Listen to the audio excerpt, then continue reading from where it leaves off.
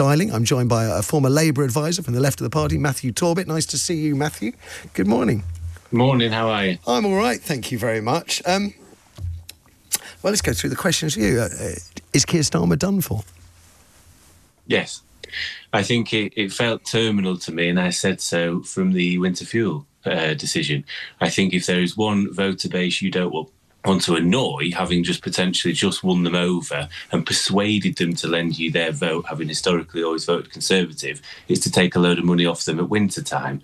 And I think no one is discounting the fact that we were left a bit of an economic mess, and I think that tough decisions had to be made. What I think has been ridiculous over the last 12 months is the political own goals and unforced errors, whether it be the winter fuel, whether it be Donergate, whether it be Mandelson this week, that we seem to be a party only 12 months in that are lurching from crisis to crisis. And I don't mind moving in the right direction and things. We're not going to see change of undoing 14 years within 12 months.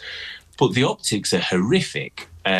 And he's one of the most disliked people in the country. And the Prime Minister always gets a fair whack, don't get me wrong. But Andy Burnham, for instance, is one of the only Labour figures to have a positive favourability rating amongst people in the country. Well, let's go to question 2. Could Andy Burnham do a better job? Yeah, I think he can. I think he let me down in 2015, I can't lie. I was hoping for better. I've always been a champion of Andy Burnham. He was one of the people that got me into politics. How did he let you down? What do you mean by that? I think he tried to be all things to all people. He was talking about how great Tony Blair was, but then also we needed to be really left-wing. And it was nice to be nuanced. The party didn't want that. The country didn't want that. There was, as you said earlier, almost a need for change, an appetite for change. And he was a bit of an identikit politician. I think what he's done is he's gone away and he's learned. He's got himself some power in Greater Manchester. He's done amazing things, looking at the Manchester Baccalaureate, looking at technical education, and the fact that we have a skills shortage. He's invested in things like housing first, tackling homelessness. Done a good job on Transport is another one. He's and this is the interesting thing. It tells me Number 10 feel very, I suppose, worried and on shaky ground to be seeing the personal briefings against him that what's he ever done other than have an ego. All you've got to do is pop up the road 2 hours on the train and you'll see what he's done. The proof's in the pudding. The job centres now being live well centres. Let's look at things differently and in a holistic way. Let's ensure we're not just getting people into work, we're getting people into jobs and careers and the way of helping people. It should be a journey of getting some people into work. It's all there to be seen. And actually, it's a blueprint of what a real Labour government should be doing. Now we get to the question that I won't deny I'm most interested in hearing your answer to. Will Labour do it? It's not whether Labour will do it. I think lots of Labour MPs would like it. I think, unfortunately, the people around Keir Starmer are, I can only put bluntly, quite peevish. And they would rather embarrass the most popular politician we've got by blocking his candidacy for any seats should he so wish to run in and put some Joe Bloggs councillor in ahead of them who will be a nodding dog, because they would wish to remain in power for another, I think, 2 years max, only to get battered in 2028, 29, than to do the right thing and go, can we prolong this Labour project? Because the factionalism runs very deep with these people. Would you agree that in my appraisal that it happened with Gordon Brown, it happened with Ed Miliband, that you could see electoral disaster coming down the line with Gordon Brown for 2 years, with Ed Miliband for its entire time, I think. Labour's not. I mean, I take your point. There are factions around Downing Street, but one would have thought there was an urgency now within Labour that it isn't working.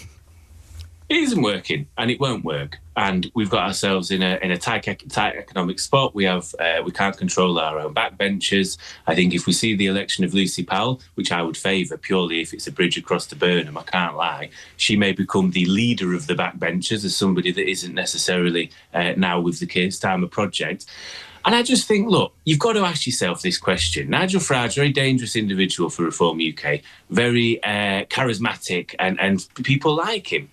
You've got a choice, and I think that the pressure will become insurmountable after May. I've always said that was the biggest year. The locals this year, bad, whatever. If we lose Wales and Scotland, it's going to be different from Gordon Brown, because there are going to be so many backbenchers on small majorities thinking, well, I'm losing my seat.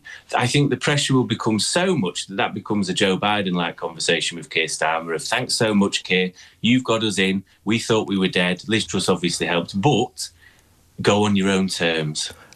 Is there another name or other names that we should be talking about? Because as I said, all I'm seeing is Andy Burnham. Yeah, no, there isn't. And I'll be straight about that. I think Angela Rayner was the clear favourite, as somebody that could have slotted in as Deputy Prime Minister and shifted over, very popular. My message to the Labour Party is absolutely clear.